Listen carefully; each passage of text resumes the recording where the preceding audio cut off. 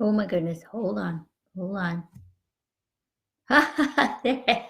Phone camera facing the wrong way. Hi. Good morning. Good Sunday to you. Welcome to this week's episode of Surviving His Sex Addiction and Betrayal. My name is Jenni Rochelle. For those of you who don't know me, I am a life coach and a spiritual director, and I work with women who have discovered that their husband is a sex addict, or other women who are experiencing betrayal trauma, who just experiencing betrayal trauma. There's no just to any of this, but sort of that's the group that I focus on. Let's see, if you're joining me live today or repeat, just say hi in the comments and maybe let me know where you are so I get an idea of where my community are living in the world.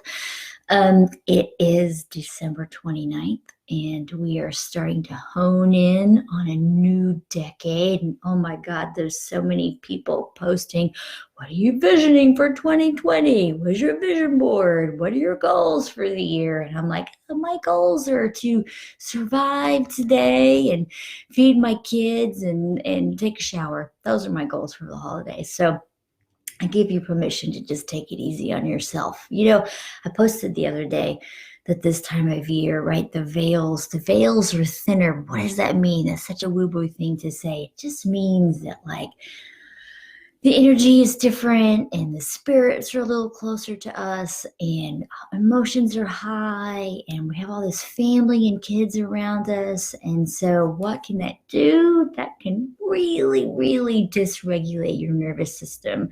So that's what we're going to talk about today.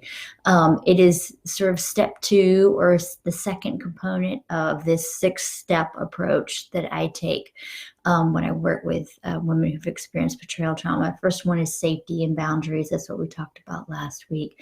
Second step is self-regulation. Like, you have definitely experienced a very traumatic event and your body is reacting to that. And so you have to learn to be able to regulate your own nervous system. And so there's a lot of great ways to do that. If you start following hashtag polyvagal theory, I'm not going to get into polyvagal theory today, but it will blow your mind and it will change your life. But if you do hashtag polyvagal theory on Instagram, it will tell you all kinds of super cool ways to help care for your nervous system, because it's really what you're doing. Like, everybody talks about self-care. It's like the new thing we're all supposed to do, and it's true. And really what self-care is learning to regulate your own nervous system. Because when you're a mom and you have these kids, and when they're crazy, it's because their nervous systems are dysregulated, and you can't expect them to regulate your nervous system for you. You have to take charge of it. And because you have experienced this trauma, it is critical. It is part of your healing. It is part of the repair that you're going to have to do and become like a black belt ninja. Being in control and managing your own body. Because what happens when you have PTSD, right, is your body is constantly on high alert and it's scanning the environment for unsafe things. And because you have PTSD, it sees danger very easily. You're always vigilant. You're easily startled, and so it sees danger in places that aren't necessarily dangerous. And when your body starts to sense it, then your mind starts to make up a story about it. And once those two things happen, it's really hard then to, like, calm your body back down, back your mind out of the story.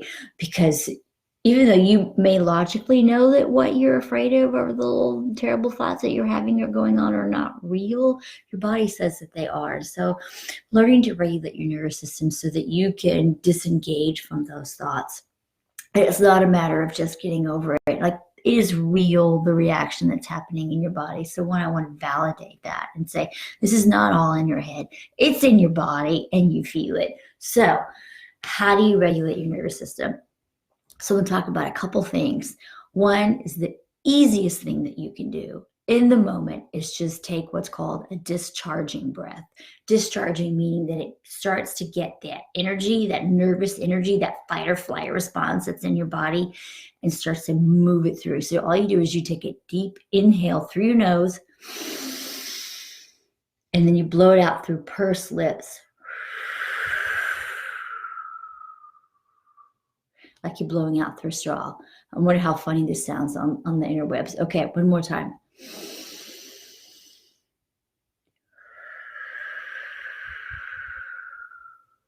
And you just do that as often as you need to. And also, if you're sitting down, and you can do that to relax your pelvic floor. Your pelvic floor is tied to your vagus nerve, which is all about regulating your nervous system. So relaxing your pelvic floor and just imagining that energy starting to relax and fall out of your body. And you keep taking those breaths.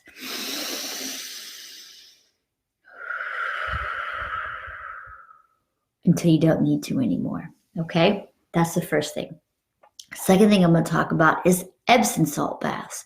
I used to do these all the time, and I actually haven't done one in a while. And I was having dinner with their girlfriend a few weeks ago, and she was like, "You don't take Epsom salt baths anymore?" And I was like, "No, but I'm going to start doing it again." So Epsom salt baths are something you can take in the evening. Super hot bath, like as hot as you can stand it. You put in Epsom salt, a cup of Epsom salt, and you put in some of your essential oils, frankincense, vetiver, and lavender, just a few drops. And then you get in there and you sit in there for at least 20 minutes. And the magnesium in the Epsom salt, that's really what it is, as well as the oils also. And if you have a different blend that you love, then use that instead. But it starts like to release the toxins and like the nervous energy, and that magnesium calms your body down. Also, as a side note, like I will take magnesium every day as a supplement, and it helps keep my body calm on a daily basis. Don't take too much of it. It can cause problems, but take just enough. And whatever the recommendation is, if you go to your favorite health food store or Whole Foods, and they'll help you do that and figure out what you can take on a daily basis. But again, Epsom salt baths, every day for 40 days. So that's the last thing I want to talk about. It's a 40-day practice. So it's not quite the new year, but almost is. And so a great thing to do, and let's start today, is everybody commit to a 40-day practice of one way that you're going to self-care, self-regulate yourself. So maybe you're going to do yoga every day. Maybe you're going to go for a 15-minute walk every day, because both those things also regulate your nervous system, especially if you can get outside in nature and breathe in some fresh air and sunshine. That's also going to calm your body down, help you connect with big, great Mother Earth, who is holding all of this for you. And that's also really important to remember, is you're not alone in all of this. You have all of the great Mother, the Mother Earth, and God above us, and this community of women on the internet that we are creating, that you are now a part of. Those are the things can help you carry you through this, knowing that there's a bigger container for you to rest in. You don't have to do this alone. If you want to know more about how to regulate your nervous system, watch this video again, or you can download my free guidebook, Surviving His Sex Addiction and Betrayal Trauma. You can go to www.sexaddictionguidebook.com and download it for free. And it will talk about last week's boundaries, and we'll talk about this week's self-regulation, and we'll talk about what we're going to do next week, which will be support, and the kinds of support that you need to survive sex addiction and betrayal trauma. All right, that's it for today. Again, I'm Jenni Rochelle. Thanks for joining in. And if you decide to commit to a 40-day practice, I'm going to commit to 40 days of salt baths. I'm going to do it. I'm saying it right here on the internet. If you commit to a 40-day practice, put it in the comments what you're going to be doing. That way you have some accountability. Okay? I'll be talking to you soon. See you next week.